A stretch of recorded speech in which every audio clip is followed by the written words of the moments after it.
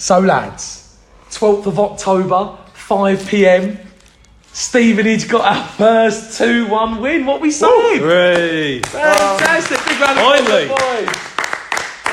Hallelujah. Now, originally, for all the listeners, we were going to set off party poppers, but we don't think this is the right place to do it. We don't want to set off party poppers because we're in the Stevenage Academy in the gym and we don't want to have to clean it up. We don't want Robbie O'Keefe to come running around the corner. I want an angry message from But Mr. we've O'Keefe. won a League 2 match. How are we feeling, fellas? We're off the bottom. Relieved, happy, It is relief, isn't all it? of the above. What a win that was. We'll get into it in a little bit, but welcome back to the listeners for our 17th episode of the Stevenage Football Club podcast, hosted by myself and Matt Farley, Borough fan Matt Farley, along with guests of the podcast, discussing everything Borough, everything League 2, every week of the season. So lads, welcome back. I've got 3 different guests again, which is quite nice. A big welcome back to Joe on the podcast. Joe, it's been a while. It has been a while. I finally get invited back. It's lovely to be here. It's even better to be here under the circumstances as members of Mark Sampson's Barmy Army. Come on. The last podcast you were on was the Mark Sampson episode as well. Was it? It was. Well, I don't want to say it's fate, but after the first win, you things. got to feel pretty proud being yeah, here. it's unbelievable. It's great to be here. It was the result on Saturday, I almost shed a tear, honestly, on Saturday. I'd had a lot of Stella, so that didn't help. And I will say this about I Joe, can confirm. Okay? I remember when the first goal went in, and it was great because we were 1-0 up, and I'm cheering, and then all of a sudden I just see Joe with a drum and a stick. And he's basically broken the drum, and he's just going crazy with it. It was so funny. Honestly, I was absolutely. I mean, how many days? What was it? How many days is it since we've seen a win in the league? 131 or something. Yeah, 130. Must be Cheltenham at home, Yeah, it was Cheltenham. which I think was 131, and it's just.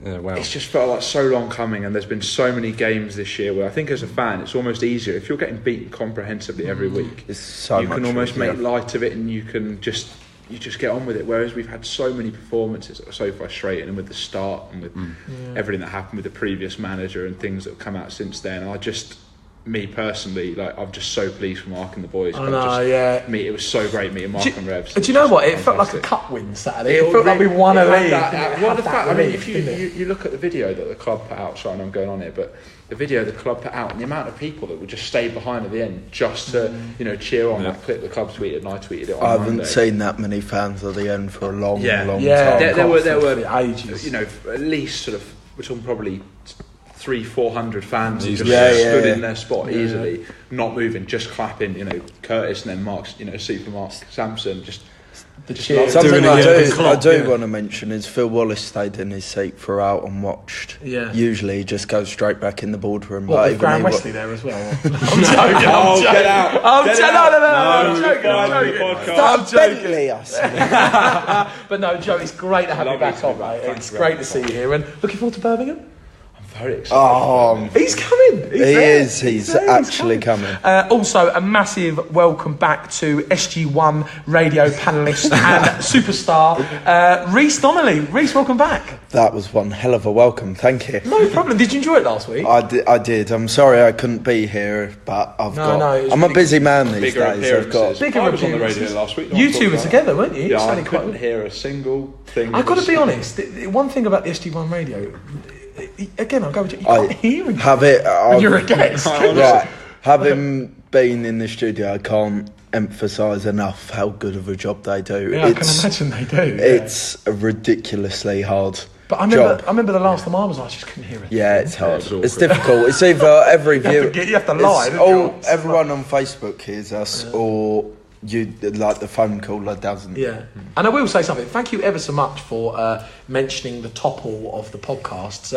I just saw this red curtain come over Dean Thompson's face like that slowly as he descended his words. As I think your podcast has been toppled. Well played.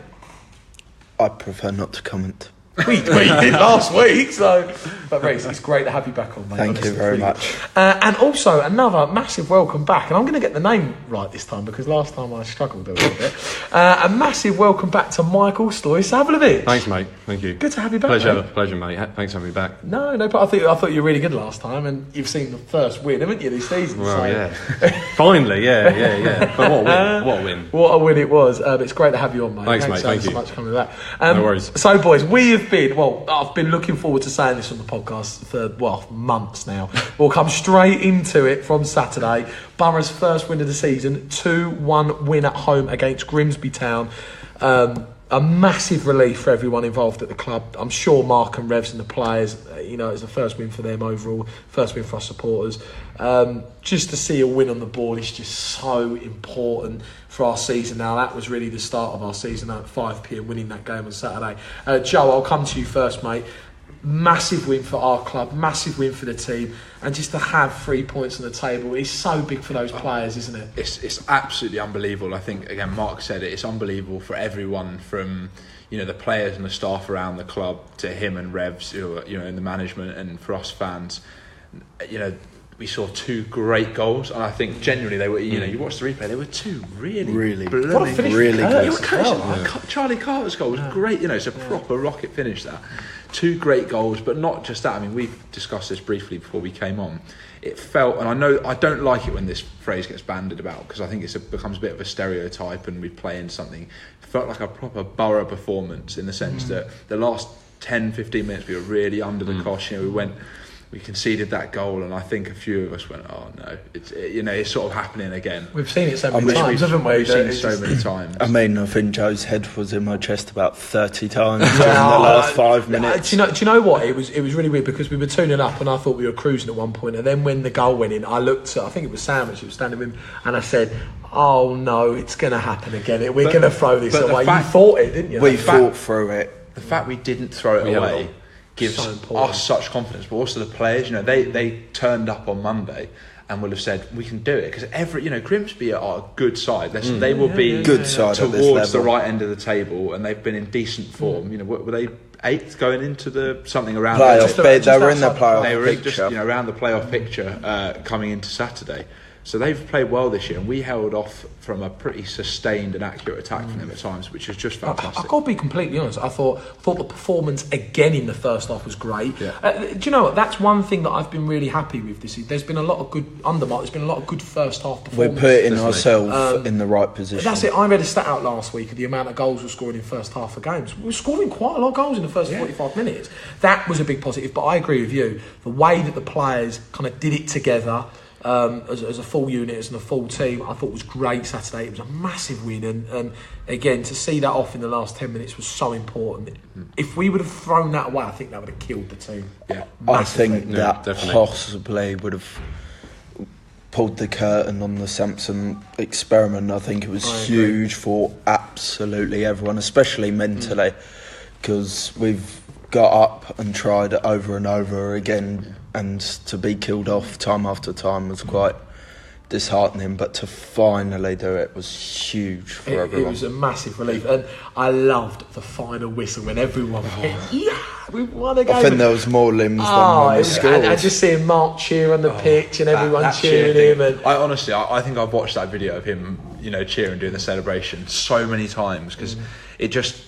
Again, sorry, I know I'm going on in the early part here. That just was such a good example for me, the connection that Mark already feels to the club and how important we are to him and he is to us. I know he is still, as we speak, he is still technically the interim manager, but that connection that we all felt, I think, from the win and from the performance highlighted that he is a pretty special bloke, and I think we're very lucky to have him. Yeah, no, I completely agree. I mean, I've been shot down the last few weeks for sticking up for the man. Yeah. And I mean, when he first came, you saw improvements. All right, the team weren't getting the results straight away, but I think his passion for the club, it oozes off of him. His love for us fans, and there'll be a point that I make later on. The amount of things that he's done in such a short period of time, he's changed the football, he's built a connection with the fans, he's got the players loving the club and loving him, he's mended the physio part and which is needed mending. He's done all that in 3 weeks, and I agree with you. I think we're really lucky to have him. I think he's a great person, I really do. You've got to remember what he picked up after Cheltenham.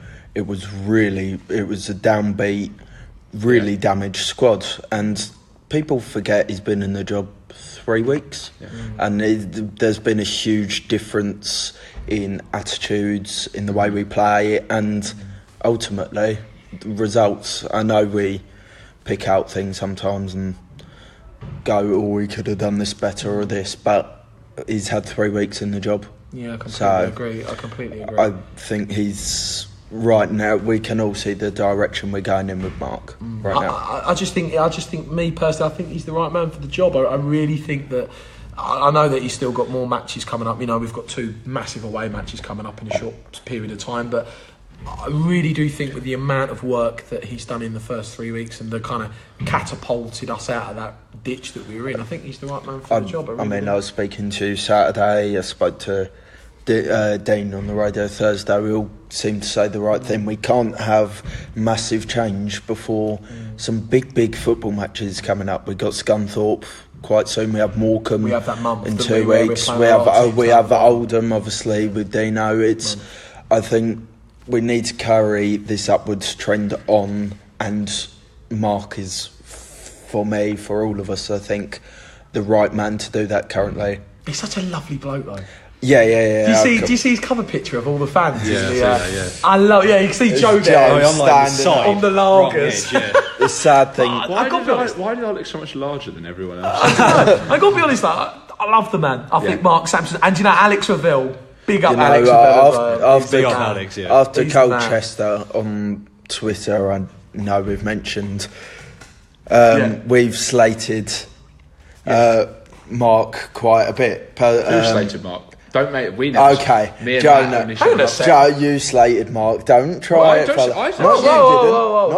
Not you, Joe. But lovely things about you. Right, I think Mark could have been questioned. He got a lot of questions thrown at him at the weekend after Colchester, and he responded to them in the best fashion. No, trust me, I've been shot down so many times of sticking up for Mark. Because I think he's the right man. Can I break the habit of a lifetime and make a serious, just like 30 seconds to make a serious point here? Yeah, go for it. Okay. Just to people, this applies to the Stevenage world, to the football world outside, and we're not going to go into specifics because I know me and you have been involved in incidents finally in the last week, and I know you've had someone who's spoken to you.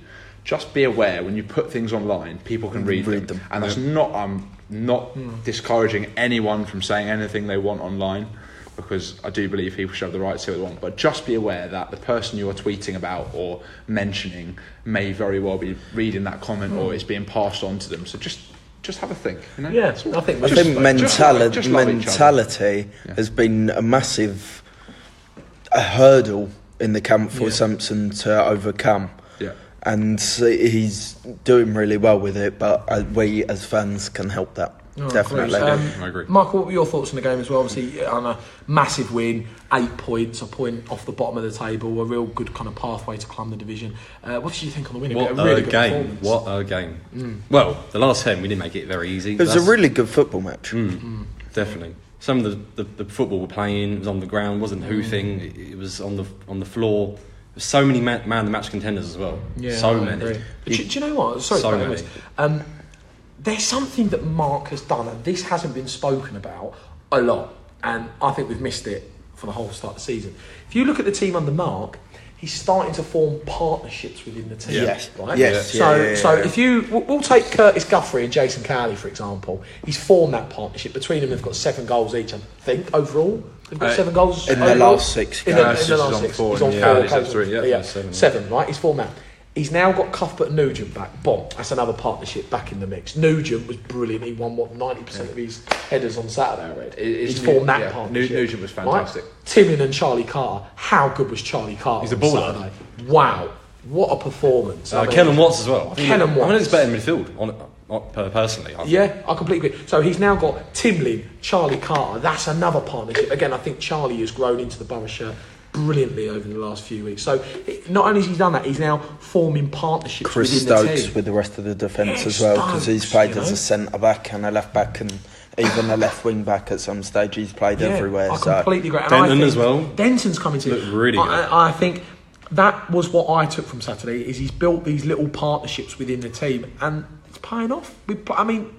I will not forget the Wycombe win as well, because that was a really important win, and I think that turned the ship. But to win that on Saturday and to win 2-1 and to get our first win in the division, it It was fantastic, I've got to be We honest. got the wind beneath our wings at the minute. We did, and I'm going to read out a stat for everyone, and this is actually going to surprise a few people. I know, Reece, Something you want to say? What? Is that It's a Westlife song. Oh, right, fair enough. Have you just quoted Westlife on the Stevenage FC podcast? He's only gone and done it. Not on purpose. Hang on. You have the cheek to come on here and comment that when you don't even want to come on S Club 7 quotes. I know it's disappointing, Mr. Donnelly, personally. I didn't purposely quote Westlife. He's gone It's really just red now. I have. It's true. I'm not wrong. You do realise Mark's listening to this, didn't you? I love you, Mark. Do you think the squad believe they can fly after Saturday? Or There are no scrubs, Mr. Bennett. Jesus, another please bit of stop. TLC. Can we have we stop? got any listeners? I don't think we have. Now, I'm really quickly just going to read out a stat before I come to the three-word analysis. This is one that I've quite looked forward to kind of saying, actually. So, our first win, and this is going to shock, in 1,170 minutes of football. That is so... Does that mean competitive football, or does that mean League since Two Jersey? football? League Two League, right. football. 1,170 minutes without a win, and we finally ticked that box off. I can Crazy, absolutely guarantee that stat has been brought up to the squad. Yeah. Yeah, I reckon it might. Every meeting we've gone 900 minutes without I reckon that's been brought up. And you know what we got back now? Quizzes. Yes, the away day quiz is back. And when's that? That's going to be Friday, isn't it? Yeah. So are we going to listen to Paul Farman and Ben Nugent kind of know nothing about the Stoke area? Or, I'm assuming. Because that just seems to be... either of them have any links to Stoke? I don't think so. I will be honest. Scott Cuthbert's intelligent. He's quite... You're only saying that because you're scared of it. Could you like You're saying in next the last in the quiz, week. could you like it when he went, I lived in Swindon for 2 years. Have you heard that? That is a Scottish fantastic accent. impression.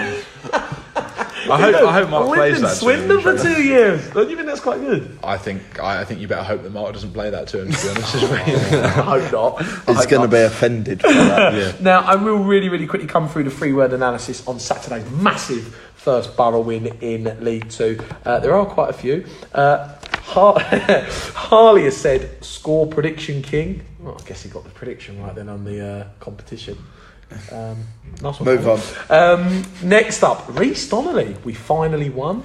Good one, Reece. God, nothing gets past you. Johnny Hibbert genius. said, turn a corner, Mike Kahneman, roll that snowball. I like that, that's good. That's a good one. Balders said, smell those points. Smell those smell 3 good. points. They smell brilliant.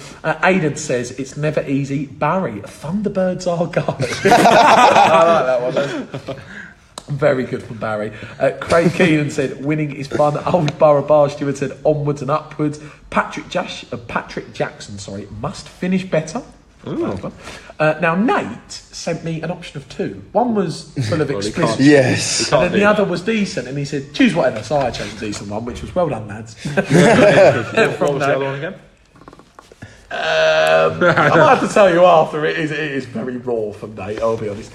Colleen said, desire, passion, believers. Reece Harrison, not bottom anymore. Simply Borough. Curtis Guthrie, baby. I had to change baby because it had a swear word in there. Oh, yeah. People never learn.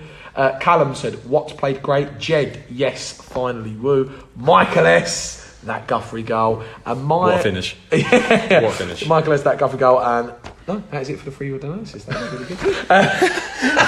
The way you're all looking at me, kind of like... Sorry. There's so many three-word That's analysis. great. But, How many we got? It seems we've got a lot more this week than we have in previous weeks. It just shows how much more. What do you think is right or wrong? People engage with football when you win. You know, winning breeds happiness and success and enjoyment, not just in the players, which is perhaps the most important thing, but in fans. You know, we get a couple of wins together, numbers go back up at the Lamex, and it becomes a. And that's really important. The new stand. I mean, we have to start winning. I haven't read Borough Chat, but I bet it's a rather happier place than it was. I'd like to think so, yeah. But I don't think Borough Chat's ever a happier place. From what we've seen on Twitter, anyway, it's a much happier place. And at the end of the game, so Don't get me started on We're Borough not Chat. giving Borough Chat free. do you like Borough Chat, Farley? I'm Well, not. I used to like it. I mean, it is. There are some nice. By the way, I do have one question. Did you style your hair in the end, or did you wear a hat? Or I did neither because I just thought he was an idiot. So I just carried on with my life as normal. that's good plan. Good plan. What was his name again? Richie Rich. I'm not here to point fingers and name Well, names. you did in the chat. I did. Should we move on? Yeah, let's move on. Putting filth into the podcast, Reece. Football, Reece. Yeah, exactly. Now, we will move on from the brilliant 2-1 win on Saturday, Borough's first win in League Two. Now, obviously, coming up, we have got 2 big away games, Saturday and Tuesday, back-to-back. We'll start with the first game, our 14th League Two fixture of the season, away at Port Vale.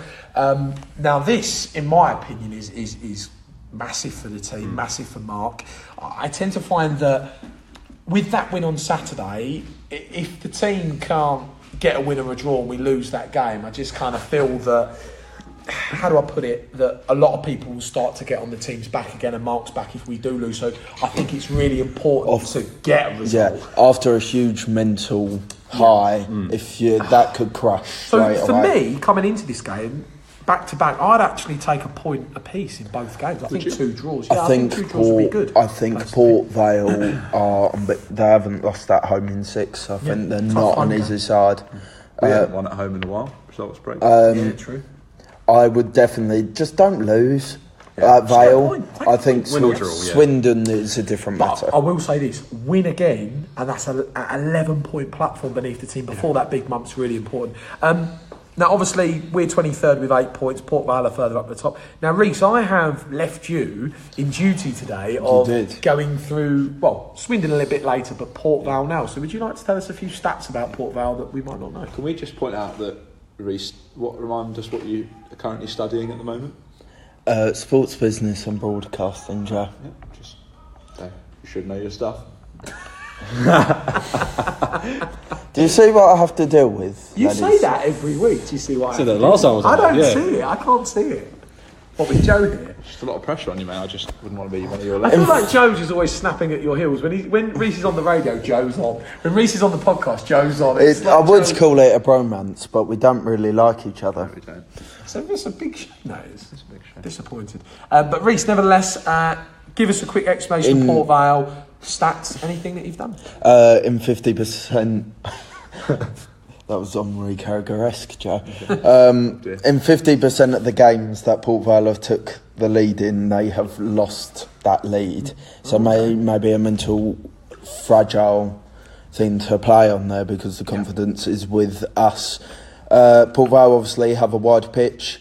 They are very, very good at using that now. The son David Amu, who we know quite well. Cambridge. Yeah. Do we think, does the width suit us, or...?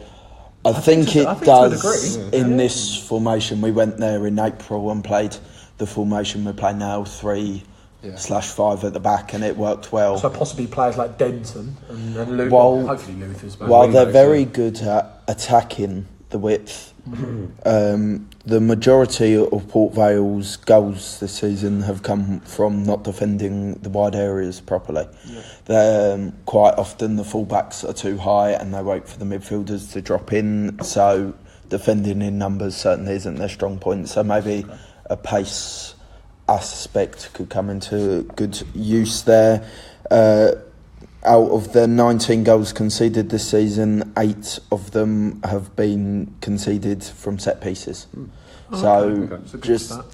It's just we've improved set pieces under Sampson, but definitely something to look into. We haven't scored many goals in set pieces. It would be something I'd like to do. It was interesting that we had Kel Watts taking corners. I'm really sorry, Cameron. I don't want to bring up the corner flag thing again that we'll talk about later. But I thought most of the corners that he took, with an exception, were really actually good. I thought they were as well. There was always Cuthbert and Nugent lurking. Yeah, and he is technically a really, really good player. So it's great that but you know what? Sorry about that. I think that's credit to Mark as well, because that's what I was just saying. Yeah, because when things aren't going right, you have to try new things and different formulas. So I actually really like that, and it seems to be paying off, doesn't it? William, take a risk. Sorry, Reece. No, that's fine. I enjoy the discussion. A lot of their goals have come through creating individual skills, so there's a lot of individual ability in the squad. We've had Tom Conlon. We know that he's a very talented player. Is Conlon still there? Yeah, he's still there. Tom Pope, as much of a bad word Do you know he what? is. I'm sorry to bite in again, but I got to be honest. I really look. I hope we win to get the 11 points to get the club up the table. But I really hope we win for him because I remember that little rant. Was it in the summer? It was in the summer. yeah. I just had What was all that I about? just had my toe operated on, and that night That's a bit trivia. me and Tom Pope had an argument on the But he internet. was calling us scumbags. Or Oh, something we like was that. calling Something us like on that. fire or something. He said he'd rather be set That's it. rather Set- be set on fire than play for Stevenage. Well, I'm quite proud of that, to be honest. I'd rather have him not. well, this is what I didn't understand about that. Was it 4-1 win back in April? Was they were calling us cheats, but We scored 4 goals. the thing is You went into the dressing room at the testimonial I did and yeah. spoke to Revs. And Yeah. would you like to tell I'm trying to them remember what I Rev said? About the team having to be a lot tougher and a lot more difficult to play against. A lot more streetwise, and we call it. No, he did. He said the team needs to be a bit more strict. I completely agree. I felt like last season there was a lot of times where we were quite weak. We give away a lot of silly. In that run towards the end, we got I can't remember, but we did get a few penalties. We got a lot more free kicks. Play the referees a bit. What you got to do is last season. I know we scored quite a lot of late goals, but we also let in quite a lot. And when you're winning games, you have to be streetwise. As much as we get on Paul Farman's back for it as wasting time, and there are sometimes you're like, kick the ball, Paul, or you're going to get booked again. But it's clever because it slows the game down. I'm looking forward to seeing Sasha in Swindon. So to get this right, how many bookings has Farman had? Farman has got 4 in the So league he's one away. and 1 in the leasing. So he's not suspended just yet. I love Not Paul just Farmer. yet. I'd sit like I know we But talked it's about it. serious man crush. He has been but just I'm keeping this professional with these. I think. Sorry, Darren. It's all right. He has been absolutely quality. He was arguably I know it's not a great reflection on the team. Say your goalkeeper as the player of the year so far, but I think he's making a really strong candidate. You say those times. I think he's been excellent. A lot of games, and he made some really good saves, and he proved. Last year he had a patch. I think he had a serious illness or an injury. At some Yeah, point. it was out. He broke his hand in boxing, I think it was. Really? Is that what he actually did? Yeah, they were boxing and he hurt his hand. Do you know what I like about him? That went He's a down. leader. Yeah, He's a leader from the back. definitely. If Cuthbert's injured, he could be skipping. I couldn't he? like the fact that even when we're making noise on the East Terrace, I can hear Farms at times. tell you Like what. there's times when I've heard Farms screaming, and I love that. I tell you what, I always remember the time where we played Northampton at home and lost, and Paul Farman went absolutely crazy at Ben Kennedy, and in the main stand, Yes. everyone just went silent, and you just heard Paul with his voice having a go, and everyone was like, and literally it was echoing around the ground. It I was, can't remember. Actually, no, I'll talk about that off air. Mark Sampson said it on Saturday. He makes such good decisions on where he passes it as well. Yeah, he when does. the centre backs go right, he knows when to kick it long, and boy, can he kick it I know, long. it's like a juggernaut, isn't it? He's one of the best keepers in the league. Yeah, no, I completely Honestly. agree. More stats, Rick. You got any more? The major thing now is that they have quite a consistent starting 11, and they have their style of play. But out of that starting 11, I'm not sure they have too many options. So if we set up correctly, there's not too many game changers. So to Yeah, speak, so it to bring seems on. to me like their threat is Amu and Pope. Coming from Richie an Bailey outside. as well. They have Oh, yeah, they have a lot of threats because Tom Pope can score a goal out of nothing. I'm confident It's in n- Cuthbert and Nugent over him though. I thought they was excellent. Quickly, Paddy Osadebe, who Osadebe. has been one of their players of the season so far in the centre of midfield. He scored the winner against Macclesfield at the weekend. So they've got some good players, and that is right about the home form, isn't it? They're unbeaten. Is it 8 home games or 6? 6. Osadebe misses out Saturday. Who was that? Sorry. Osadebe, I think, Why? misses out Saturday. Oh, really? They're big. Players. Yeah, massive injury. He had an operation on his hamstring. Yeah. Well, in I think London. I really do think it's a massive fixture, a massive game for us. Again, I agree. If we can just get a point, don't lose the game, then you can look at the last 3 competitive games and go, oh, well, we're building up a bit of catalogue of results here. So now we'll quickly come on, just before we discuss with them, we'll quickly come on to the team selection for Saturday. Now, have you done your team selection, boys? Yes. Yes. Joe, I will come to you. Oh, okay, no, are you... I'm just getting something else up. Okay, all right, we'll come to Michael. Michael, take us through your team, explain why the players you've chosen and a bit about your team. I've gone for 3-5-2, 3 at the back, 5 midfield, 2 up front. Okay. Pretty much like last Saturday. So I've gone with Farman and goal, of course. Cuthbert, Nuge, Stokes as our centre backs. Yeah. On the right, if Luther's fit, then Luther plays. If not, Watts, Kellen Watts, Carter, Timlin, and then I've gone for either Joel Byram or Sanupe because he played last. Okay, yeah, he scored there. Scored 2. Yeah. Played, but As I said, they're vulnerable on the counter, so pace could especially be huge. a wide pitch. You know, Yeah, you like such to think a players wide like pitch. Denton and Sanupe. We don't have loads of wide players available, so Sanupe could be I think quite we've got the right effective. quality in the team to win at a place like that on that pitch. I really do. I put Byram just in case we need that experience in midfield. But then, Who have you got? But who is Byram coming in for from last week's team? It would have been who was in midfield? Timlin. Because didn't you say you had Timlin, Watts, and Carter in your midfield? yeah, 5 midfield. If Luther's unfit, Watts is at right back. yeah, you yeah, believe, and then a right Byram's wing in. back. Yeah, my bad. Sorry. That's all right, no worries. I can't have Watts right-sided again. He's left-footed. Who would you play instead? well, you could have Carter. We'll come to yours in a minute. I know what we do, but I know. Quickly, I want to mention Jamie Fielding. He's come on for his first significant I feel a bit sorry for him. minutes in League Two. You was at Wickham. He was fantastic against. Great. He started at Salford. he did, yeah. Yeah, but that I forgot. The disaster day. We actually all went and saw a psychotherapist and had that removed from our memories the whole weekend. We went, Literally. had it Oh, wiped. again- I think that was by alcohol. To be fair, I think that was. yeah, we talking got about.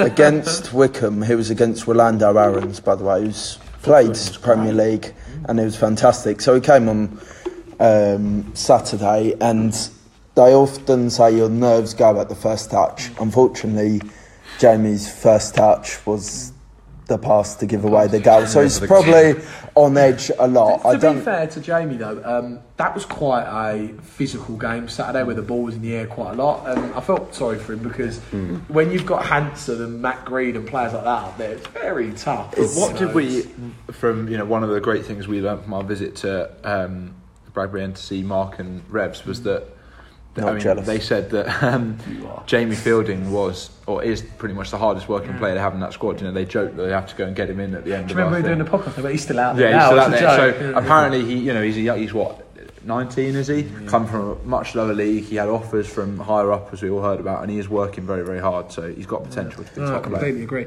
What's the rest of your team, Michael? So Denton on the left as a wing back, left mid, and then Guthrie Cowley up front. Yeah, I like that. Like last week, pretty much. I like the system on that. Really good team, Michael. Reece, come to your team next. What's your team? Talk us through really quickly. I don't particularly see a reason to make a change. Same team. Same team. Yeah, Well, I can't unless Luther's injured, Yeah. of course. Then we have a different conversation. Timlin's played fullback before. Does Timlin have the pace to play in a wing back system? Yeah. I don't think he has the pace. for fitness. I think I would put Sanupe out wide if Luther's not to play.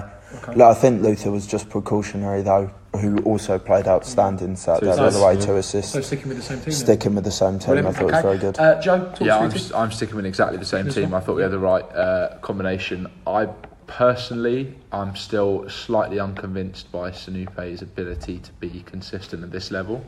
I know he scored an unbelievable goal at Port Vale, but for me, since then, I thought on Saturday when he came on, he's not clearly a defensive player, but he didn't. Well, we're supposed to play up front, Mark, so he wanted the 3 up front. Yeah, Obviously, to that push didn't high. work out. No, well, I understand the system behind that, and I think Mark was right in doing it. And Watts ran like anything. Watts was great. He was unbelievable. Yeah. We'll talk about that. Brilliant. But for me, Sanupe doesn't quite start. I think if Luther's not available, perhaps you look at either starting Carter in that right wing back slot, or do you move to 4 at the back and have Fielding? I'm not sure. No, I like that, Joe. And I've got to be honest, my team's the same.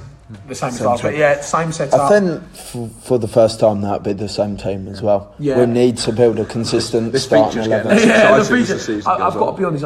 Farmers know that Cuthbert, Nugent, and Stokes I thought were brilliant Yeah. on Saturday. What I loved about them is I read a stat about Nugent with his aerial battles. He won 90-odd%. Well, last year battles. there was that graph created where he was by far and away most aerially dominant. I've said all season long, for me, Cuthbert, Nugent, Stokes, those are three really experienced players in the back foot, and I'd like them to play. You've got to remember, Terence Van Cooten's got to come back, and he personally, for me, is our most talented player in the squad. And again, for me, I mentioned it earlier about what Samson's doing. He's building partnerships and forming partnerships in the team. I think Charlie Carter is turning into a fantastic player, and I think every game he's getting better and better. I remember watching him at Forest Green, and he was brilliant that day. And I remember thinking, my God, he's improved since the first few games I've seen him. And he is, for me, I think, and this is going to be a really bold statement to make. Given time, I'm not saying at the minute, but given time, I really think he could grow into that Ilias Chair type of thing. Like number 10, But what you've just said is so critical there. I think we've, start of the season, we talked about writing it off, ignore it, forget it. We can't. We've got to learn and reflect from it. But as fans, let's take away, young players need time to grow and they need time to develop. We cannot judge 17, 18, 19, even 21, 22-year-olds off one or two performances. It just doesn't work like that in football. Completely agree, yeah. They need consistency across the board. For me as well, though, that team I see a lot of potential in. And if you Huge put into that team, List off injury, Parrott off injury, Digby off injury, big players to come back. All these big players are coming back. And I've said it many a times this season where I think we've got one of the best Borough teams we've had in years. It's funny because I know where we are, but I really do believe in that. I think we've got one of the best sides we've had in many years. We've had plenty of discussions about our ideal midfield three. Watts has thrown a massive curveball into that, and I thought Saturday it was perfect really, because when you simplify Timlin's role to win the ball back, put it out wide. I love Timlin. It's absolutely see those diagonal passes he was hitting on Saturday. just They were brilliant, weren't they? winning it Those back. tackles. I think if you just simplify his role down to that, he is one of the best in the league at that. But do you know what? And I'm going to pick out another example why I think it's great management from Mark, brilliant management from Mark, in fact, on that team, is Watts struggled at Colchester, and that was a really tough game, and a lot of people said he didn't play well. For me, I just think he struggled. That was all it was. And what that management from Sampson's brilliant. He's got a player like that, and he's thought, right, he struggled at Colchester. You know what I'm going to do? I'm going to give him a new role. I'm going to go, right, go into that role, play with a bit of freedom. And I remember at Wickham, brilliant. He was like a Boswick figure. He was sitting in front of the back four. He was outstanding at Wickham. And then Saturday, he's footballing ability on the ball. He's because this is my point about Watts, because he's at Newcastle and because he's played for, I think, what's it, the England under-20s team or something like that. Yeah. He's a good player. He's technically a and as a midfield player, that's when we signed him, though, I done some research, and his coaches were saying he could play number 10. You don't see many central defenders. But that's why I think it's so good of Sampson. He's gone, right, there's a player that's going, you know what I'm going to do? I'm going to give him a new role. I'm going to give him some freedom. Go and play. And he's gone and played in those 2 games. Have been brilliant. I think it's brilliant that he's played centre back as well, because it gives him intelligence against counter attacks, and it's just super. I think Denton was great Saturday. I thought Cowley and Guthrie were great. Guthrie's goal was brilliant. Guthrie was the whole game. He's such a good player, and do you know what? He could really grow into one of the best centre forwards in the league. I really in our division. If he's really not already, by the way, when he's on it. No, just what you just said just then about his work rate. I think he got a bit of criticism at times last year. He was lazy, and this year as being which I don't know. I wouldn't have perhaps agreed with at the time. But any of those people who said that, watch 90 minutes of Curtis Guthrie running and running and running. Same with Watts. Those shouting at players as well. Shouting at players, he's moving around. He's another if leader. You watched full time Saturday, he was the first one to go over to Fielding, put his arm around him, have a talk, and then Nuge did the same thing. And you would look at Nugent and Curtis and think they're two very different figures, but do you know what I love honestly, Guthrie's huge in that dressing room. I love him about him as well. When he scored, he did the Jersey balls thing. I got to mention that. Shout out Jersey balls. They'll come in the clubhouse. We're bringing them back. Yeah, I saw them in the corner street before. I was like, haven't they got a game? They're in the pub. So coming in, are we going back to Jersey in July? I really hope. Well, I think we should. I think go back. Is it worth Wallace just paying their wages just to have me every week? I think we should. But I've got to be honest, fellas, no, good teams, and I'm really looking forward to Saturday. I'm actually having a weekend in Manchester. Are you? I am. Without me us, me and Amy without are going me up. and Joe. I'm really looking forward. We're going up. We're having a night out in I'm Manchester. meeting him at the hotel. Yeah, he's on his way. We're having a night out in Manchester. We're getting the train to Port Vale. We're going to go and see Stevenage get another win. Get up to 11 Gosh, she's a points. lucky girl, isn't she? Oh, mate, she really is. Yeah, I'll take you to Port Vale away. That is love. That is To love. be fair, I says, well, look, if you want to go shopping, she wants to come to the game. So, I'm like, okay, well, fair enough. Why would you want to go to Burslem? We've been to Port Vale. It's not a nice place. No, we've got to get the Burslem. train. We are getting an Uber from Longport Station because I don't like the look of the Burslem area. I've got to be honest. But no, really looking forward to it. Again, don't lose Saturday, get a result. Now, I've been going for nearly 40 minutes. We have got another match on Tuesday. I do believe Reece has got some more stats now. Oh, I do. Tuesday's match. I do. Tuesday's match, 15th League 2 fixture away at Swindon. Again, another massive match for our team, and hopefully if we can get a win Saturday, then another win, that puts us on 14 points or a point. That gives us a platform before the big month. Reece, some quick stats on Swindon Town. Another tough game. We seem to have done poorly at Swindon the last few seasons, so hopefully we can get another turnaround. We don't have a very good 20-minute starts there, do we? Yeah, last two games there, we've conceded two in the first 5 Although we minutes. nearly nicked a point there last season. Quick stats on Swindon Town for Tuesday. First thing is they haven't won a Tuesday night game at their place in a long time. Really? It's a long time. Since us? I think since I believe it's stop since it. us. That was November, that was last Yeah, Richie Wellings is a very, very good manager, and he's developed strong pressing, short passing style. It's absolutely fascinating to watch when it's in its full prime. Their major strength is counter-attacks. They've got so many good players in that team. Jerry Yates and Owen Doyle have scored, I think it's 14 goals between them so far Owen this Doyle, he's season. on loan from Bradford, isn't he? Yeah. He's the blonde lad up top. isn't he? Ginger. Oh, Ginger boy. Not his goal. Ginger, proper Ginger. I saw his goal on the weekend. He kind of chipped it over the keeper. He looks quite a tall player as well. Yeah, Jerry Yates, I think they're both 6 foot. So there's a height advantage. But am I right in thinking they haven't won in the last 3 games? They've lost and drawn, haven't they? Yeah, lost, drawn. Not bad time to play them. They are largely possession football, as I said. They attack often down the left because probably, for me, the best player in the division is in Lloyd Isgrove. Lloyd Isgrove plays for them not down the Curtis left-hand Guthrie? side. Lloyd Isgrove. I've never heard of Lloyd. No, actually, no, I'm not going to say that, actually. That's a bit of a... You're asking I've for never heard of Lloyd Isgrove. Lloyd Isgrove was at Southampton. He's been fascinating. He's been incredible. They have a consistent first 11, much like Vale.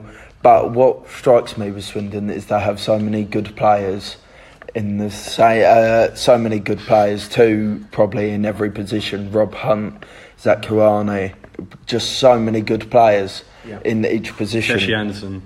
Kersey Anderson, Isgrove, as I said, they've got options up front. They get caught by the offside trap quite often, so I think the defence have to be quite organised. I think the defence have to be very careful. Aerial duels they're weak in, so physical battles I don't That's an believe. important stat for us, then. Good to know. Because you know how many headers Guthrie wins and Nugent and Cuthbert. And we win a lot in the air, don't we, to be fair? They have discipline issues. Well, similar to us last season then, really, isn't it? Yeah, they have, I think it's 2 red cards this season, which I know is... So 2 red cards in one game. Yeah, exactly. So I'm I sorry. think they have a lot of yellow. I think it's something like 19 yellow cards. You know, the interesting stats. I'm going to say something now. With that win on Saturday for us, do you think that these next 2 are... I mean, they're important anyway, but my point is, do you think these next 2 are kind of almost... I'll say make or break for the team, but if you... What I'm trying to say is, if we come into these 2 matches and we don't get a win or a draw, do you think then people will start going, oh, well, we've had a win and then we haven't progressed after? So my point is, do you think people will start getting on the team's back if we don't pick up results in over these next 2 games again? I think there'll be a lot more pressure on the Morecambe game. So my point is... There is a lot of pressure on that game anyway.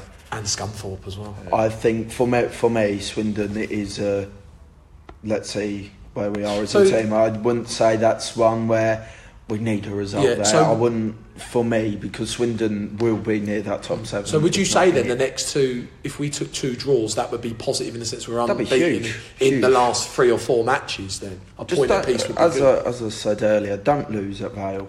And Get a result. Get a result.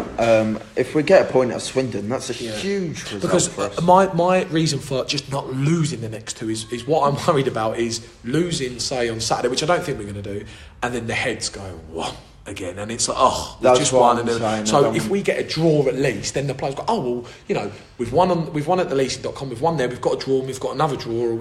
It kind of builds up a portfolio I'm not of results, saying doesn't it? write Swindon off, but I'm just saying go there, see how we perform, because they're a top side. I got to be honest, I think a point in both of those games are good results. I'll take Yeah. draw both. Take a draw in both. But I've got to be honest, I fancy us to win one of those games. I think either do. Saturday or At least, Tuesday. yeah. I've got a funny feeling that our team are now. We made this point when the team start winning. I don't think they'll stop winning. Yeah. And I really think Winning's that's, a nature. Keep the snowball rolling. yeah, Very good. Samson-esque. yeah. No, Samson-esque indeed. Now we'll move on because we've gone through some of the matches. Now we will move on to the next feature. Now this feature I have missed the last couple of weeks because Reece hasn't been here. Now it is the Matt and Reece debate. It is. Now the Matt and Reece debate, we have a debate over anything. We only Borough. have proper debates when I'm Proper here. debates. Now, the debate last week was going to be really, really good, but because you weren't here, you're on SG1 Radio, we couldn't do the debate. I didn't miss you because I was on SG1 Radio. I'm just a busy man. Oh, you see. Oh, no, actually, no, you weren't. You had a birthday? Oh, Yeah. Now, It wasn't my birthday. the debate before the win was whether Mark Sampson should be appointed manager. Mark Sampson. Oh, I didn't say Sampson. Mark Sampson should be appointed manager, or See, I should may be- say things, but he doesn't know your name. It was good that you messed saying that up as well. Can we start? Please, you just And put I your just foot said, in it. and I just said mess saying that up as well. Oh dear me. Mark It is Sampson, getting late here, actually. It is. Whether Mark Sampson is the right man for the job, or should the club appoint an experienced manager with Sampson as assistant? Now, because we've won, I think the debate's a little bit different. So we're now going to debate: is Mark Sampson the best appointment long term for the club? Long term could be anything really, depending on how you want it. Now, Reece, what are you going to debate on this today? Are you going for yes or no? Do you think you should? Right, I'm going for I don't know quite yet. Don't sit on the fence. That's a great opinion for a football journalist. This guy talks like that. Feels like Reece Look, on leash. right now, if you ask me, I would say yes, definitely. But you can't base it off this short period. I don't want. I wouldn't appoint a permanent manager till December time. I Really? wouldn't- Sorry, that was strong. That was I'll a let you bit. two debate on this. Actually, I think it's good. You don't. Yeah. I would make it. I don't think we need one next week. I think I we don't- need one in prep for the January window because I Okay. reckon there's a fair bit of business that's going to go down. I think the sooner you can get a permanent manager in, it can only have a positive effect on the club. Now, I understand that it's really, really important. The manager is probably the most important role you can appoint in a football club. But I think the work that Mark is doing, both in the improvement in the quality of football we've seen, Yeah. the fact we've now, I know you agree in this, but the fact we've now got results and the speed at which he turned around a squad who were were clearly in a not good place. I mean, we got, again, to go back to it, me and Matt got the opportunity to see the things they're putting in behind the scenes, which is fantastic.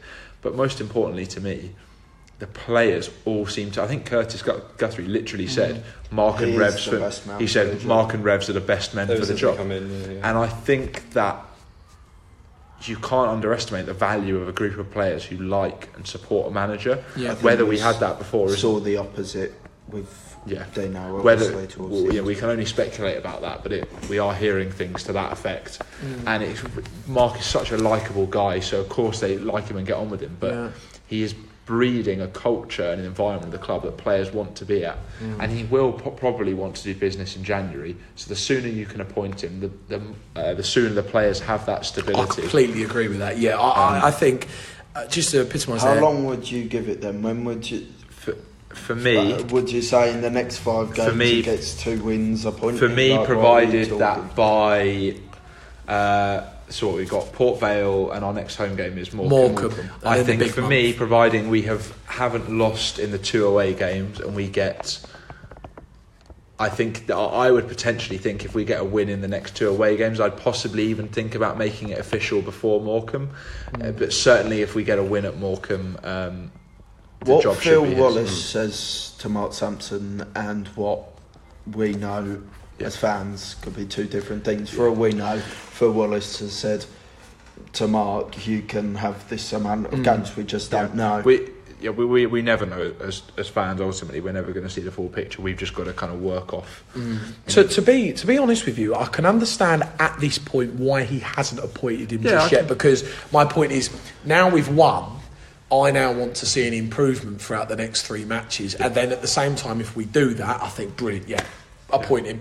If not, then Phil might think, well, how can we go about this with keeping Mark? To be a little bit careful, and I know it's a completely different situation, but look what's happened with Ollie at Manchester United. I'm not saying it would happen. I'm not saying they're the same characters, but it's possible because he's breeding a culture. But that could go southwards if we lose the next. Of course you're absolutely right. But the point I was going to make another point, but I'll just quickly. Culture should be able to withstand winning and losing. I listened to we heard about Mark making comparisons between him and Saracens. I listened to a really interesting interview, go completely off brand here, about Saracens, a rugby club. They lost their champions of England and Europe. They lost 6 or 7 games on the spin last year. One of their players in an interview said, during that time, no one's head ever went down. We never changed anything. We didn't change things with our training. Culture should give you confidence more when you're losing than when you're winning. So for me, it withstands that. And as long as, regards to Mark getting the appointment, as long as Mark and Phil Wallace have an agreement as to a clear time frame for reviewing the situation at least. If it's just...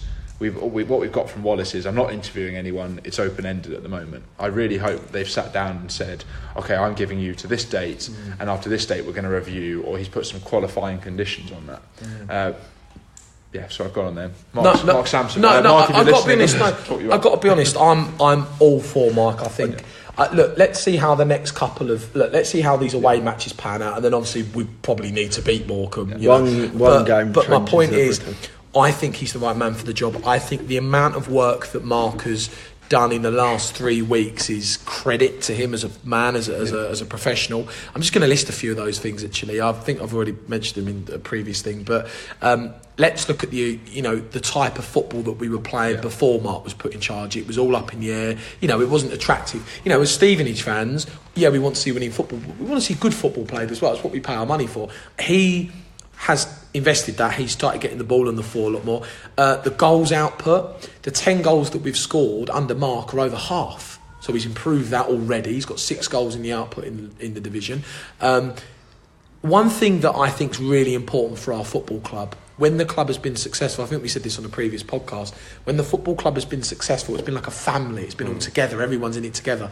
And what Mark's done really well is he's tried to get a connection with the fans and the players with the fans, and that's massive for a club like ours, because when the connection's there with the club and with the players, with the fans, the club's successful. We've seen it in the past.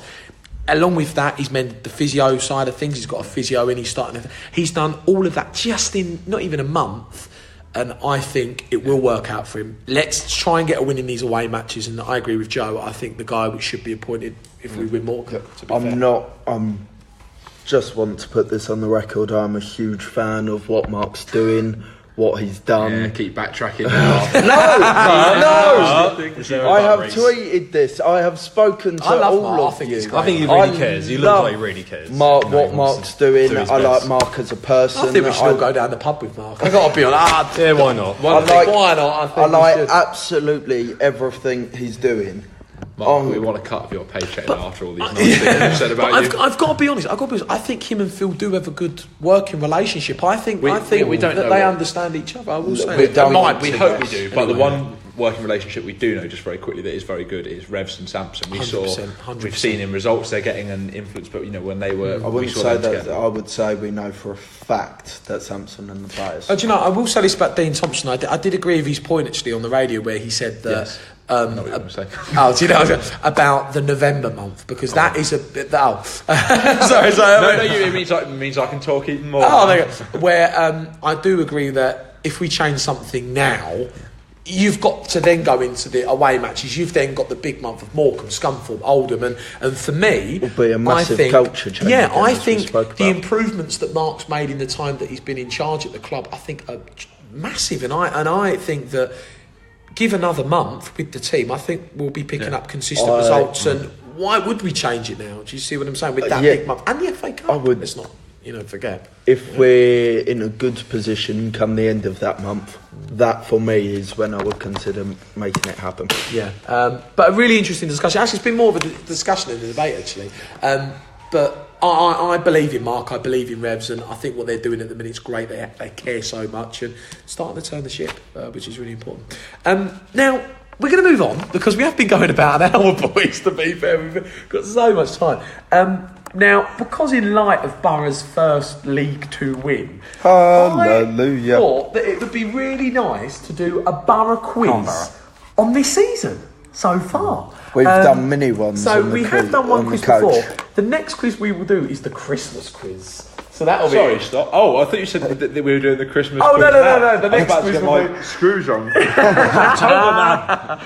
We are going to do a Borough quiz. Now, this is a quiz for the listeners to join in. Now, we will actually be doing prizes for this quiz. How'd you get prizes? Is it party the winner? We haven't popped. The winner with the most correct answers in this podcast is going to get a prize, and the listener who hopefully isn't cheating at home, who gets the moment around, and we want people to tweet us on Facebook how much you got. We'll tweet us on Facebook. Tweet us and Facebook us. We'll get a prize. Right. So this is on Everything League 2. Now, how it's going to work? There are 8 questions. I'm going to read out the questions. You're going to jot down your answer. Yep. At the end of all the questions, then I'm going to jot through the answers. You're going to score your points. Yep. Now, there are some difficult ones. There are some easy ones. So we'll get straight into it. Just go. Do you know what? When I just get on with the quiz. Just get on with it, man. I'm excited. Yes, you're a quiz master. Okay, just for go. the listeners and the podcast here, the Borough quiz. Here we go. Question number 1. A bit of an easier question. Who is Borough's top goal scorer this season, and how many have they scored? Oh, I'm on. I know this. I think we all do, to be fair. I literally know this, yeah. Don't cheat. I'll be surprised if I'm I looked wrong. it up before. Okay, all done? Yep. Okay, question number 2. Name in order from 3rd to 2nd and 1st the players that have had the most amount of minutes on the pitch this season. Is that in all games or in just League 2? That is in all games. Ah, jeez. 3rd to 2nd. First. Third to That would be 3rd, first. 2nd and 1st. First being... He's played quite a few, and he hasn't really missed a game. So I'll explain it again. Name in order from 3rd, 2nd to 1st the players that have had the most amount of minutes on the pitch this season. He hasn't missed any. Good one, that is a good I'm one. happy. Happy? No. Yeah, I'm in. Yep. All good? All Okay. good. Question number 3. Who has had the least amount of minutes on the pitch that isn't injured? That isn't injured. Isn't currently injured or isn't? So you mean players that have played? So some obviously minutes? Paul Digby hasn't played a single minute, Okay. but players that... Yeah. So players who've had 1 or more minutes who's played the. Oh, Is got it. Top 3 again. No, just... I think I know it. I'll be honest, there's one standout and it's on his own. I know it. I think. Just 1. Do you know what? I'll give you an extra point to tell me how many minutes this player's played. Jesus. Is it Can we whoever? get the prices right closest to? Yeah, that's fine. I know he played against Bradford. Oh, I've got this wrong. Don't give it away for the listeners, Reece. I think They're I know. playing as well. No. Got your answer? Yeah. Yep. It's wrong, but. We'll see. Question number 4. Who has had the most assists this season and how many? We did this on the quiz the other I'm going to day give you a and clue. I can't remember. 2 players are top with the same amount. Yeah, I know who they are. Why do we invite him? He knows everything. He doesn't know question number 5, let me tell you. Oh, good. Cardiff Corinthians. So, I'll explain it again. Think. Who has had the most assists this season and how many? Clue, there are 2 players. Can we have one of? Do we have to name both, or can we just name one? Got to name both. You said who? But they're joined. Whom? But they're joined together, so... They're joined together. Yeah. Actually, I must be playing football. I've got no idea. 10 seconds, got your answers? No. No. Have a guess. Scored that many. Paul Farman? Yeah, I'm right. Okay, No, got it? I'm right. Yeah, why not? That's Okay. Question number 5. Who has won the most aerial battles this season? And I'll give you an extra point for what's the percentage that they've won. Interesting question. So, who has won the most aerial battles this season? And I'll give an extra point. Do you mean who's won the most in terms of what's the highest percentage, or who's won the most in terms of number of The battles? percentage. Oh, So the player that has won the most aerial battles percentage. I think I tweeted this. Okay. All done? Yeah. Yep. All Okay. good, all good. Question number 6. On average, how many shots per game have Borough had this season? So we've had games where we've had like 2, and we've had games where we've had So 60. what's the average? The average. We did this on the coach as well. We have our coach like month mini quizzes. This quiz is much better than the one on the coach. I give out proper prizes. Just get on with it. Malware. No, I gave someone a bottle of vodka the other day. Oh. I know. What was it, Tesco Sorry, was that- value or? Was that Reece Donnelly vodka on the Stevenage official? Oh, Was it paint chippers and white actually. spirit? Yeah, you've just broken the coach law there. You're not supposed to take alcohol on there. That was on the previous coach company. Oh, No, but that it's makes still it organised by the same person, isn't it? It's still organised. All I'll say. There was is- not a new set of rules put in. Okay, got your answers. We didn't drink it on the coach. Yeah, sure. Sorry, then. Got your answers. Yeah. Average how many shots per game? Yeah, just go on with Okay. Question number 7. Which player in the team has the best passing percentage so far this season? Name your player and the percentage.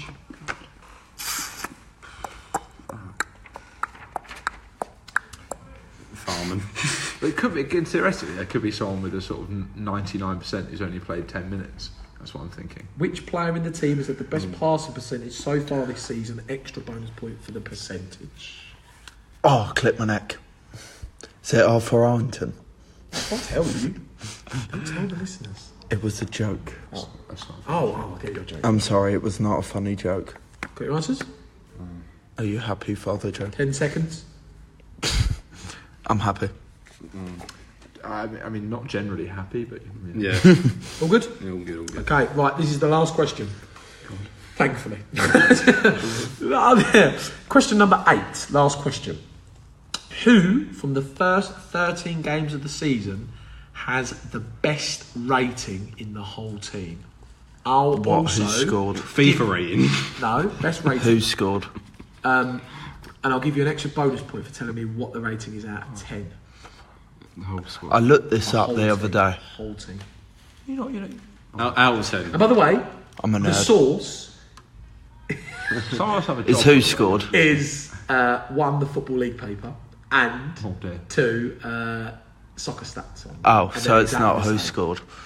It's the best rating, performance rating. And I'll give be you an extra bonus I'll be point surprised out of if it's not. 10, out of 10 what the rating is. Is I it think I know. solid numbers or is there points? There's a point. I'm happy. It is a really odd point as well. I know. Okay, all done? It's an odd number. No, not an odd. Well, it could be. It could be an even number. I don't know. Sorry, you just said so. 10 seconds. I'm happy. Yeah. Okay, all done? Yep. Okay, brilliant. Right, listeners as well. I am going to be reading out the answers. Again, tweet us or Facebook us how many you got. There's going to be prizes for the winners. We'll accumulate. So, boys, we're now going to go through the answers. Now, question number 1 was, who is Borough's top goal scorer this season and how many have they scored? Answer was Curtis Guthrie with 4 goals. Get in So there. give yourself 2 points if you got that right. Fantastic. Curtis Guthrie with 4 goals. Everywhere he goes, he'll be scoring goals. He'll be Okay, now scoring question number 2 was, name in order from 3rd, 2nd to 1st the players that have had the most amount of minutes on the pitch this season. Okay. Now, answer was in 3rd. Do we have to get this in the right order, or can we just get number of players? Got to get it in the right order. I've got the first one right though. So Okay.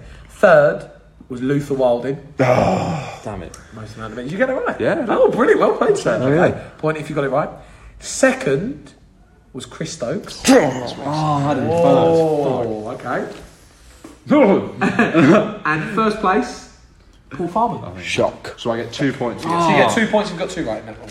I only got 1 farm. Now, I do believe Paul Farmer's See, I played think that might be it. 1,172 minutes. I think you're right. Well, I'm hoping it is. Paul Farmer's played 1,172 minutes. I do believe. Keeper's always good. That's an easy. Yeah, that's an easy one. About Stokes. I put Curtis. Even playing the leasing.com. I think Curtis played a fair load of games. I think it would have been I only close. missed that one with the late fitness test. I think. Yeah. Right, that okay. was it. Question number Nice 3. Who has had the least amount of minutes on the pitch that isn't injured? I'll put Joel Rollinson. Answer Smith. is Joe Rollinson. Joel Rollinson. Joe Rollinson with 5 minutes. I got the number of minutes right. Oh, okay, you get a point. I put 6. Oh, okay, I think Joe's I only got with Farman. 5. That's 1 point. Isn't it? I've got Joe yeah. Rollins. Yeah. I got Rollinson. Okay. I'm happy with that. Question number 4. Who has had the most assists this season and how many?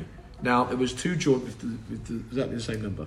Answer was Chris Stokes with 2. Really? Yes. And Both at Cheltenham, I think. Luther Wilding with 2. I put Joel Byram. Okay, if you got one order number, Got the right? numbers right. Okay. Got Luther. That's 1. Okay. Question number 5 was, That's who has won the most aerial battles this season? A player and the percentage. The player is Ben Nugent. Oh, what? Yeah.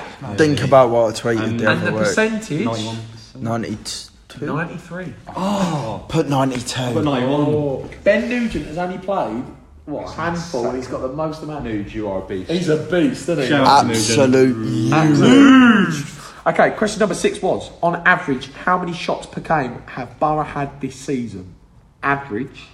Answer was 13 shots. I put 12. 12, I'm Michael, sure did you someone get is out. 7, bet Joe. Someone Okay, is that's up. a point. Yes. I know, because to be fair, there's been some games we've had like 2, and then there's been a game where we've had 20. So Yeah. I knew it was one of the 11. Right, now the answer is really peculiar for this one. Question number 7. Which player in the team has had the best passing percentage so far this season? An extra bonus point for the percentage.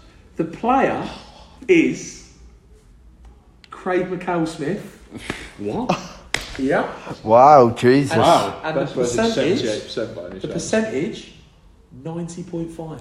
I mean, we should have guessed. I think you What did said you it go at the for? time. What did you go for? I put Byram, put Joel, Ooh. because I thought he hasn't played that many games. The games he has played, he's played really well. He's an accurate, he's not getting most. If you meters had covered, your top is 3, who would you choose, knowing that Craig McHale-Smith was first? he?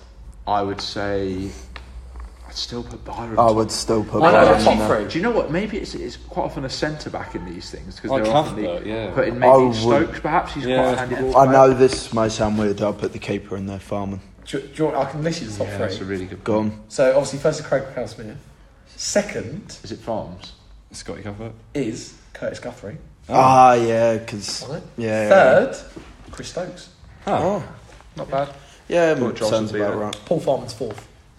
Ah, So That's close. He's kind of okay, last question was, who has the best rating from the first 13 games of the season? So a player and the rating out of 10. Player is Curtis Guthrie, Oh. best player. I was actually going to put that down. And the rating was, it's a bit of an odd one, 7.01.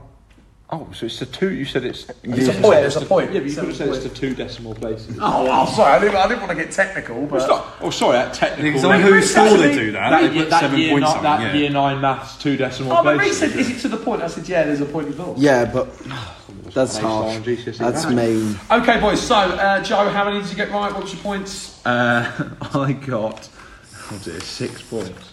That's not terrible, to be fair. Okay, 6. Reece, what did you get? 9. 9, Michael? I've got 5. 5, okay, Reece is the winner. Just in there, lads. Well done, Reece. Yes. Fantastic. Okay, for the listeners, please tweet us on Facebook. I'll put out a tweet on Facebook. Please get involved. Let us know how many you got right. Good sportsmanship. Yeah. Good, right. Let us know how many you got right. Please do not cheat. I'm stuck with these I'm losers sure none of them now. I'm sure none of them will. If you prove that you got your borough knowledge, please do it properly, and we'll see if we can get surprises from you. I'm stuck with these your losers. prize will be soon. Okay, but thanks for that, boys. Enjoy that. What? You can't say there's a prize and then your prize will be soon. Like, that's just... So when do you... I can't give it to you now. Are you doing the League 2 roundup now? Well, it's yours. Is it? I think it's the League 2. No, you do the League 2 roundup now, don't you? No, I'll be back in a minute. Oh my god. Okay, but no, thank you. That was really good. I really enjoyed that, boys. Now we are going to move on. Look at him. Like, for the listeners, Joe has gone to the toilet. He has. He hasn't done a runner. He hasn't done a runner. He has left us. But did you enjoy that, boys? it was good. I won, so... I really surprised myself. Yeah, really surprised. I really did. Now we've been going for quite a long time. We've been going for about an hour and 15 minutes. You've been chucked out. This is nearly. Yeah. Now we will move on to the next feature of the podcast, which is the League 2 Roundup section. I know. Now, Joe is originally going to do the League 2 Roundup, but he's quickly gone to the toilet. I think that's the first on the podcast. We're a professional organisation. Joe, honestly. So what we're going to do, obviously, we weren't the only match on Saturday, obviously winning 2-1. Now, I'll quickly shocked. run through the results from Saturday. There were some Obviously, big results, yeah. So obviously, Borough winning 2-1. Results were Carlisle 2, Crewe 4, Cheltenham and Newport were postponed, Crawley 2, Colchester 1, Exeter 1, Forest Green 0, Leyton Orient 3, Walsall 1, Macclesfield 2, Port Vale 1, Mansfield 6, Oldham 1, Go on, Mansfield. Morecambe 1, Bradford 2, Salford 1, Cambridge 0, Scunthorpe 3, Northampton 0 and Swindon 1, Plymouth 1. Obviously our win, but Mansfield 6-1. Nicky Mail hat-trick as well. I mean, Sending can off we... scores, I know wasn't people Two talk players. about Dino, but please, can we talk about Philippe Moraes? Philippe Moraes, I know, it's Cool. it's an absolute... Oh, Cool. he's back, he's back in the room, everyone. I'll tell you what, Welcome back to Philippe Joe. Moraes, he's always been the same, isn't he? Dirty, sly... He is, but you've got to give him credit. Now, No, Joe I is don't. back. No, I don't. Joe is back. I've just read out the results from Saturday, Joe. Have you? Now, Joe is going to be doing the League 2 roundup. Joe has got many stats. He's going to go through the league table. Then I am going to got run that through the many. fixtures for Saturday. Joe, I'm going to give the League 2 baby, as I call it, to you. Thank you. Please indulge us all in your knowledge. Right, so just going to sort of run through a brief overview of League 2 and things that have happened around football this week related. So as we look at the League 2 as it stands on Wednesday the 16th of October after the games at the weekend, unfortunately the end more relevant to us. The big news is that we no longer sit in 24th. Last time I heard, the Football League was upside down. Football League, We're actually second. I did get it, doesn't really work now, does it? So Morecambe are sitting in bottom on 7 points, minus 13 goal difference. We are, of course, in You want a 23rd, Borough. 23rd 8 points with a minus 9 goal Get up difference, there, so not boys. bad. And sitting immediately above us, we have Scunthorpe in 22nd, Oldham in 21st, Carlisle in 20th, and Walsall in 19th. Okay. To skip a few up to the top, up to mid-table, we've got this weekend's opponents, Port Vale, sitting in 13th place on 17 points, also with a minus 2 goal difference. And above them, we have in 12th Macclesfield, 11th Plymouth, 10 Grimsby, 9th Crawley, 8th Colchester, and as you move into the playoff spots, you've got Swindon in 7th, Cheltenham in 6th, you've had a fantastic start to the season, Newport in 5th, Forest Green at 4th, Bradford 3rd, Exeter 2nd, and Crewe in 1st on 26 points, joint first with Exeter, who've just been fantastic at the start of their year. Look at some notable results from last Saturday that I know you've spoken briefly about. Yep. Port Vale, our opponents next weekend, beat Macclesfield 2-1, came back from behind.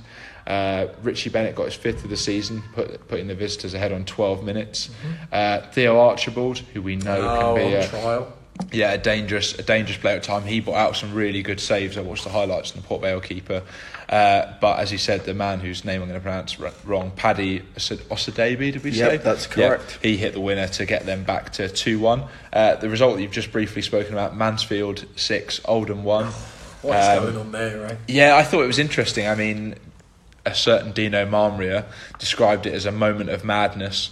We've heard a lot of In fairness, I watched the incident, and I've never seen the referee play on and then come back and send the man who he said the foul to play on to. That's one thing we had with Dino. The referees were never very, kind to Dino. Yeah. You know, I think Just one thing about I really liked in an interview Mark gave when I want to say Forest Green, when Cowley had that penalty shout. Yeah. Under interviews, and I'm not in the business of slating people, and we all know what interviews were like after refereeing decisions under Dino. Mark just said, I think the referee's got it wrong. Everyone makes mistakes. I make mistakes. Players make mistakes. It's not a lot. We move on.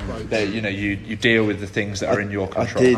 I did quite find it funny though. He said that for a screen, and then we were at Wickham last 5 minutes, and he's screaming in the fourth official's Yeah, face. of course, but that's I'm not slating him moments. for it at all. Yeah. It's just in the moment. It just shows how hungry he is. I certainly think we'll get a lot more penalties under Mark than we do Dino. Well, we've already had like 2 opposition reds. Exactly, so I think we'll start to get... Another result that's quite relevant to us, Scunthorpe beat Northampton 3-0 at home. What a result, eh? Yeah, well, interestingly, they went 3-0 up, and then Northampton had a red card for Oliver in the 53rd minute, but they've been unbeaten for 3 games now. I will say this about Scunthorpe. I think us and Scunthorpe will be further up. Yeah, I don't think they'll go down. Scunthorpe brought all their players pretty much towards the end of the window. So it takes a while sometimes. They've got a good manager. I think we'll both climb the division together. They'll be absolutely Would it be weird if we played each other in the playoffs? And those pigs flying We've won 1 game, 2 games this season, and we're already talking about the playoffs. In fairness, full time I did hear League One, we're on our way. Moving on to top scorers. I heard tears. Moving on to top scorers, we've got Doyle as top of the charts with 8 goals. He's come out for Bradford, he's one for watching Tuesday, Bradford and Swindon this year. Danny Rose in 7th, Bez Labala, Crawley in 6th with 6. Jerry Yates of Swindon again with 6. James Hanson of Grimsby with 5. Just one thing I want to touch on briefly, something we've seen today. Carl Fletcher, the former head of loan management, I think at Bournemouth, who's 39-year-old, who made 218 appearances for Bournemouth, then went on and worked with Liverpool, Crystal Palace, and most recently to us kept sort of Plymouth up in League 2 during 2011. Have their bad years. That's when they had administration as well. The administration, really he did well. He's a very good manager. He's on a contract till the end of next season. Something else we've just literally seen come out this evening, a bit of sad news. Callum Dyson, who we saw, we didn't see it. On who joins on loan Plymouth, has actually retired with the ankle injury. Really? Yeah, the ankle injury that sort of Was he from Plymouth, wasn't he? From Plymouth, played at Everton. Still quite young as well, isn't he? Yeah, I think he's 24. Yeah, very young. He's been trying to recover from a serious ankle injury for over 2 years. So just want to wish Callum Dyson the best of luck with everything he does. Definitely. One thing we've touched on it briefly. Poor Kellen Watts had an amazing performance, but we read in Joel Byram's fantastic column in the comment today that they actually had a funeral for the corner flag and they played it into the last post. And I watched the club tweeted the thing, and I think he's tried to do a Trent Alexander-Arnold and take one of the quick ones, and he's looking at whoever it is. I think they should do for a laugh. I think they should have made them pick up the corner flag like a hearse. Yeah. Like That's what apparently they did.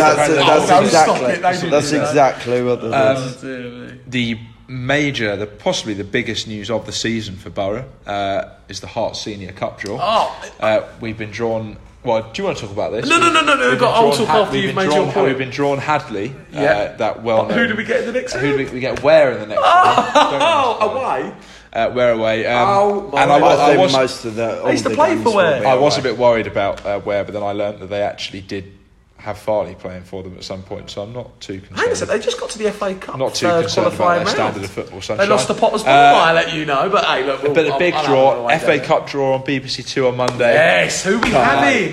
Who I'm going to put it around the table. The only a weird thing because of obviously Bury. It hasn't been officially announced. It's possible that a club might get a first round What bye. they're doing is the last doing team to be pulled out of the draw get a bye. Could you Okay. imagine it? So that would, I have to say, would you take a bye? Would you take the bye entirely? Yeah, I'll take the bye. Do you, 100%. You still get the money. All right, we'll take I'd take the bye 100%. What? Which team would you all like as our team? Personally, I think for me, I would like a home tie. I think. Do you know what? Yeah, definitely. I think the FA Cup for us this season is really important. Absolutely I think it's huge. massive. Yeah, not just for the financials, but for the team winning competitive football matches. I think it's really important. So for me, I would like a nice little home tie against something like Potter's Bar if they get through. That'd be lovely. Someone like that. A nice, Get easy, through. local, non-league But side. if you're going to pick an away Like game, we're going to make things if easy. you're going to pick an away game, how good would it be to go back to Barnet?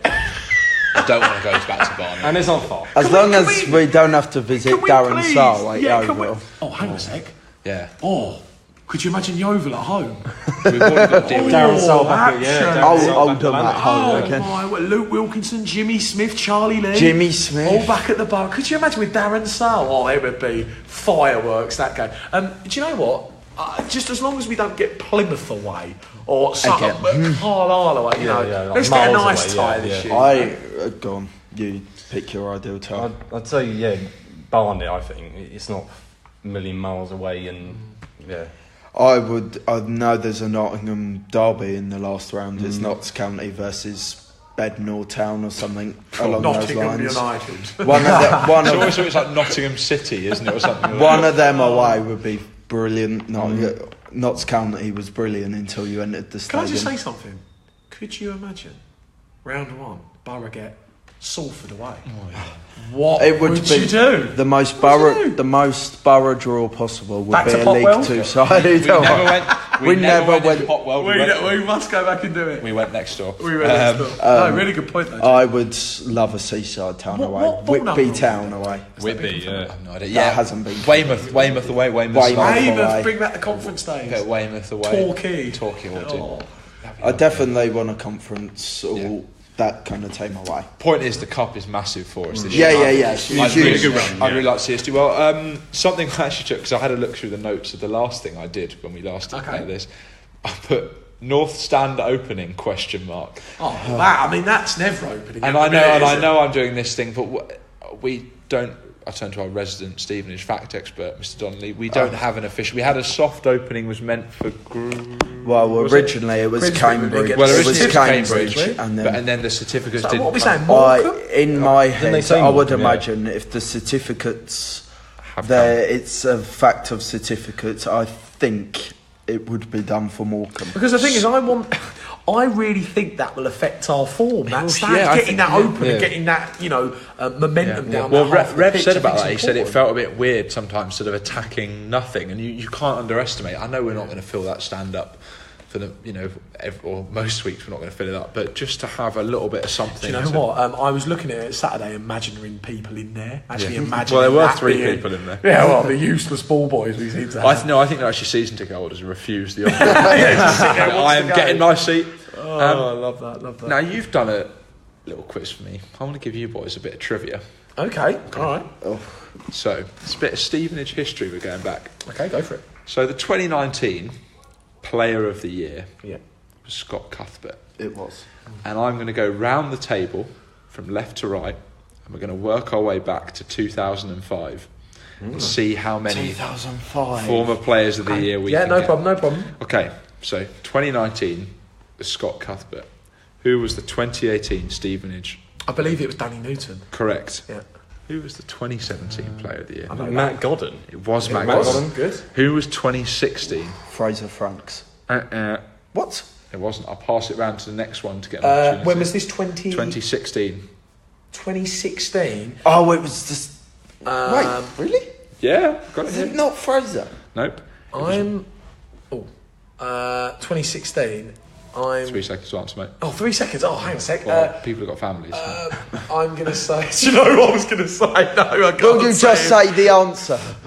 To be honest with No, you... you're out. No, I'm No, just no, going to you're say out. it. I was just going to say... I was going to say, but 2016, I'll just go for someone... No, actually, I don't know. It was Michael Tong, No, he was the players' player. I remember it profusely. He was the players' player. All right. Well, some award is according to Wikipedia, which is never wrong. Who was 2015? Where do we start, Michael? Yeah. Okay. 2015. These are tough, so I'm just interested to see. Can we just throw it into the circle now? It would save Yeah, we'll us now a lot of time. throw it into the circle. Chris Whelpdale. Yeah, well done. It's Wellesley. Oh, Dean Wells. I had a right. great season. 2014. Luke Freeman. Yep. 2013. I would never have got this. This is the first one I said there's no Dunn. way. Oh, it was James Dunn. Yeah, James Dunn. 2012. Was it John Ashton? It was not. Bostwick? No. Roberts. It was Mark Mark Roberts. 2012. Roberts. 2011. John Ashton. John Ashton, our very own John Ashton. 2010. I'm going to go for Scott Laird. What's I was about Get to in say there. it. Go on, now we're Laird. getting properly old school. 2009. Stephen. No. No. Charlie Griffin. No, anyone else want? Wouldn't be boys. That's too late. No. It's like too late. 2009. Ronnie. It's Mark Roberts in 2000. Oh, Again, 2008. Oh, Steve Morrison. Steve Surely. Morrison. 2007. I'll say Steve Morrison again. It's not Mr. Stevenage, the man who works in the Bury building we're stood in. I thought you meant Keith Bell then. I froze. 2007. Ronnie. It's Ronnie. Yeah, Ronnie Henry. 2006. Anthony Elding. No. Keeper. Oh, No. days. Oh, No. Alan Julian. Yep. Final 2005. Anthony Elding. Danny Ballman. Do you know what? That was. Is that your league team round ended? No, not quite. Oh, We got an hour and That 20 was minutes, good, Joe. that We was still good. got stuff to get through. Joe. That was I good. just want to give you a brief throwback. We've struggled with results at the start of the year. I want to take you on a journey, so sit comfortable. Okay. January 2011. Story time with Joe. January 2011. Yeah. Stevenage Football Club finds ourselves in 18th position, You mentioned this to me. just 4 points above the congestion zone. We had 4 defeats in 6 games, and we had a pretty congested fixture list coming up in January, February and March. Yeah. Where were we at the end of the season? Promotion. Yeah, promoted. So Just saying. is that your league team round ended? I've got a and joke as well. Oh, God, he always is. I also That's want a to really add good point. the season where we were third until like May with Darren Sarr. We were 15th at Look, Christmas. I say this about League Two. It's Yeah, you all can about change, yeah. it's all about momentum. If a team can win 3 or 4 games back to back, you shoot right up You're that division. you're 2 It's the wins same. away from being Exactly. somewhere Let's be honest, we're only different. 15 points on the playoffs. It's not like we're I think 30 it- points. I believe it's 5 wins. Yeah, it's Not What's massive. your joke? It's So not let's massive. go around. Yeah. I came for I'm trying to find the worst football jokes I can. What did the ref say to the chicken who tripped a defender? Don't know. I don't know. That's a foul. Well, big Joe, well done on the league to Joe. That is I'll give you super. that. I'll give you that. Now, originally we normally do talk so about. proud of him. Normally we do talk about the League Two prediction competition, but I'm actually going to skip that this week because we have been going for long. Now, I'll quickly run through the fixtures for this Saturday, but we're not going to do our predictions. What we're going to do instead is we will tweet out the predictions and the league table. Well, the league table's already out there. Now, the fixtures this week, obviously Borough away at Port Vale, Bradford v Crawley, Cambridge v Exeter, Colchester v Morecambe, Crewe v Swindon, Forest Green v Mansfield, Grimsby v Leyton Orient, Newport v Scunthorpe, Northampton v Salford, Oldham v Macclesfield, Plymouth v Carlisle and Walsall v Cheltenham. So some tough matches this weekend, especially Crewe Swindon. That's a hell of a game. Now once again, very sorry we haven't been able to talk about the League 2 prediction competition just because we've been going for quite a long time. But thanks for that, Joe. It's really, really good. That was good. Very good. Now Something to do on we'll the come journey. on to the last feature, which is the Q&A. Now we don't actually have a lot of questions, which isn't a bad thing because now there's actually this is going to be really funny. We've actually only been sent in one question. No, we were sent in a few hundred, but we've only chosen one. Oh yeah, no, that's correct. One question. Again, I'll be honest, there are a couple of questions, but we just can't fit them in. We've been going for nearly an hour and a half. Now, this question is a brilliant question. It's going to be a question for all of us. It was sent in by Jed. And Jed has asked, if you could tie one current Borough player down this is a to a good one. lifelong contract, who would it be? Great. That is Jed. I love Jed. I love that. Brilliant. I've been debating this all day in my head So since I saw the can I question. ask, do they age or do they? I just as they are now. As they are now. Till they It's a key. retire. Till they retire. Oh, wow. I mentioned him earlier. I think Go on. Are you going to say Terence Van Gooten? I was. Yeah, I think I was going to say perhaps Curtis, but I'm just thinking purely on how much football Curtis is 28. Yeah. Do you know what? I'm going to go a really, really rogue choice. Mine's different to both. I'm yours. going to say it's something completely different. Everyone's going to go what, and it's a bit out there. Jason Cowley. Really good. There is a player who, potential-wise, we have no idea. He's Really playing good bomb. fantastic football. So I think it could be really you're good. going Cali, Reese, Either Terence or Nuge. Terence or Nuge, Michael. Either Terence or Guthrie. Terence or Guthrie. Yeah, big fan of Guthrie, as you know. I'm going to go for different. I'm going to go for Charlie Carter. Oh, yeah. I've got to be honest, I see so much potential in that young man, and he's young, he's scoring goals, he's been involved Looks in the hungry, play. yeah. And I've got to be honest, if he can improve at the right potential, I think he can play in the leagues above. Quickly on Charlie, he had 7 touches in that first half, but he had a massive impact in the game. I've got to be throughout. honest, I was I just think- going to say Farman as well. I know it's not Yeah, very exciting Farman. in terms of potential or football Yeah, left. and I've got to be honest, I think that Mark will get the best out of Charlie. I think, as we've already seen, he's improving the players. Now we've come really to the end of the podcast, but we've been going about an hour and a half. That's all right. So we've really, well, it had to be a big one considering our first win last Saturday. Now we'll quickly give a quick mention actually, because we haven't mentioned it for the last few weeks. The Stevenage Football Club podcast charity football match. Bring it on. Now, the 21st of December at 10 a.m. at the Valley Sports Academy, we are having our very own charity match. It's Farley's 11 versus Harley's 11. The kits have been ordered. We are wearing at the Farley's 11 red with black shorts, black socks, and Harley's are wearing blue with white socks. The teams have been done, 15 people in each team. Now, we have... Time for the exciting Look at news. Joe's face. I'm so excited. Now, it has been confirmed. It has been confirmed that hopefully, well, no, it is confirmed, but Mark and Revs and a can't few of get the out of boys this now. are going to be coming down. So Mark, Revs, Alex Revel, mate, you are getting in my pocket. Alex Revel, you're in Joe's pocket. John Ashton's hopefully another one, and Keith Bell.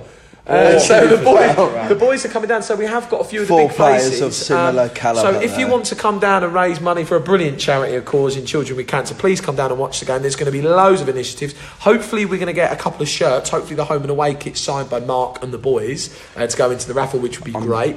But loads of initiatives. We'll put something up that people can donate to things, but hopefully nearer to the time on the official channel. Completely Like a agree. Just Giving page. So no, that'll be really good, boys. Obviously Farley's 11 are going to win. I think we are. three of us know. Yeah. Oh, yeah. Oh, you're Wait, vibes, isn't you? just you watch, mate. Top man. Look at him. Just come do on, what? boys. Come on. The Farley's like Reese is on his own here. Mate, Michael and Joe are my team. I'm giving everyone the eyes. I get to be managed by my I bet you're football. proper dirty, Reece. I get. Oh yeah, I'm competitive. Like, But proper. I get no, to it's be just picture managed it. by my football hero, Alex Ravel. I'm absolutely. what would you do if he subbed you off? I He was would. Calm, there. Reece. You mean when need a he- rest. I must admit, I'm really worried if, my football career can be summed up by the fact that I played county football at one point until the coach said that I had to stop playing because they weren't willing to pay the fines for the yellow cards anymore. So that kind of sums up. And I'm really, really worried that sort of Mark's going to add a level of pressure to it, and I'm going to have to play well now because I'm really going to want to. Do you know what? I will say I'm going this. to want to perform for I Mark. will say this. I reckon they're going to be really tough. Revs Like, and Very competitive. Yeah, no. we didn't very actually mention it, but Revs and Keith Bell will be on Harley's and Sampson and Ash on yours, correct? No, we've got Sam. Ash and Mark, hopefully. Ash and Mark. But no, that will be coming. Please support in a great cause, and it should be a and also Borough have got Crew at home in a massive Christmas cracker. I love that one. Start the day early. Start the day early. Get a few beers. Yeah, can we bring beers down? Of course, bring beers down. Yeah. Now we've been going an hour and a half, boys. So it's come to the end of the podcast. I ask this every week before we leave. Now last week we all said win, and we won. One word: win, draw, lose for Saturday. Joe, Massive win. massive win. Reese, Win. Michael. Win. And I'm going to go 1-0 win Borough. Come on, the Stevenage. Get up to 11 points. Now, thank you for all the listeners for getting involved. I will tweet and Facebook out the League 2 prediction competition, so do not worry about that. Thank you ever so much for getting involved in the quiz. Let us know how you got on. There will be prizes. Mr. Donnelly is going home with the prize next week, so Reece, well done. But thank you all again for a massive podcast. Our first win on Saturday, and hopefully we can get another win on Saturday and another result on Tuesday. But boys, thanks for joining me. Mark Sampson's Bye, We'll leave on that note. Thank you to all the listeners. You have been listening to the Stevenage Football Club podcast.